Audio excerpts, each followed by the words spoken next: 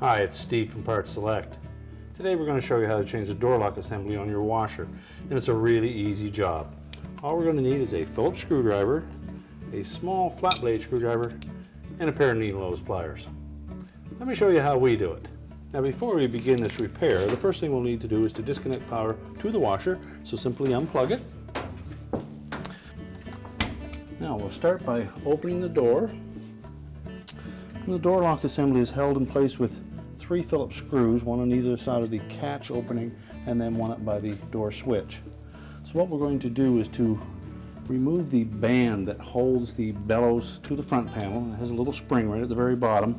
So we're going to remove that band, then we can pull the bellows back and access the door lock assembly through this opening rather than have to take the whole front panel off. So with a small flat blade screwdriver, we'll begin by locating that spring on the bottom, then we'll insert the screwdriver into that hook and remove the spring.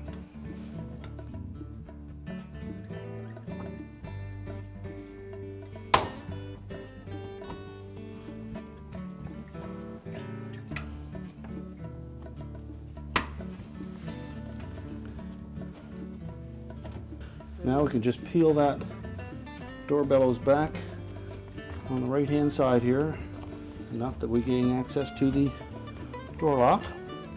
And we'll remove the Phillips screws and then just reach in through that opening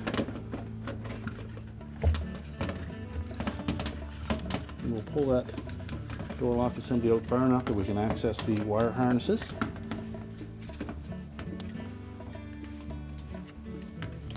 All the wire harnesses have locking tabs, so we'll need to depress those, pull the harnesses off, and we'll discard the old door lock assembly.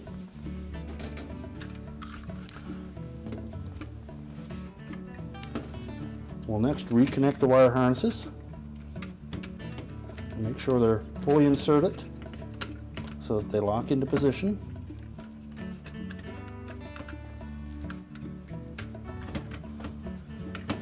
And when doing this, avoid pulling any harder on that wire harness than is necessary.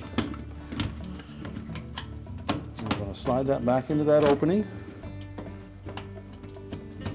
Position the latch into the square opening and the door switch into the top opening. We'll reinstall the screws.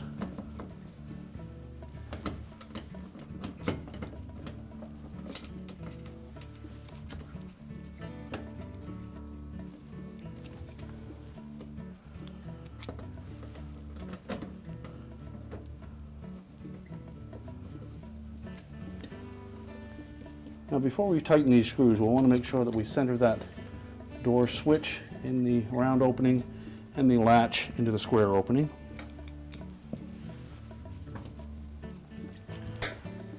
Now once we've tightened all of the screws, we're next going to put that bellows back into position. So just make sure that we have no debris down in that little channel on the front panel that the bellows attaches to.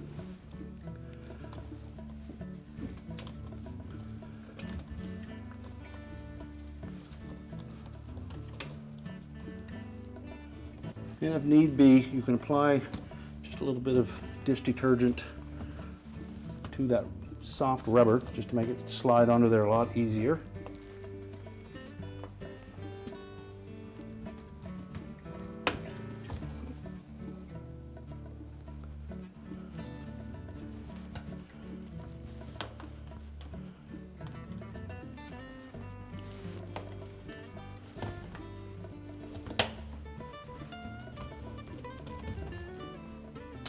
Now next we'll take the band and spring and just make sure that that spring is still in good shape.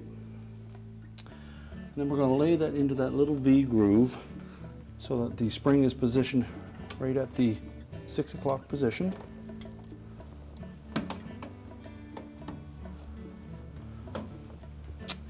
And then using our flat blade screwdriver,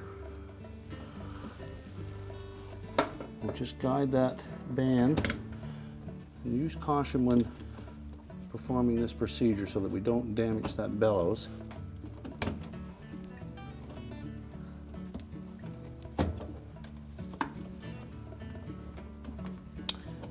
Now, with our needle nose pliers, we're just going to grip the very end of that band,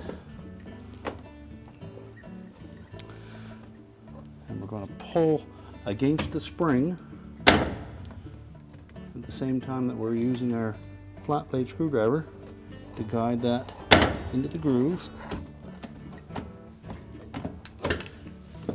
and then release it and just check around it to make sure that it is firmly into position.